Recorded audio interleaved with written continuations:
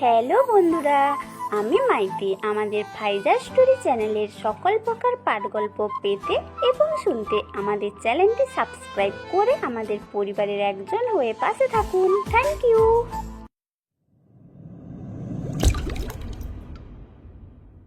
কিরে, তুই এখনো এখানে বসে আছিস? বাসায় কাজগুলো কে করবে?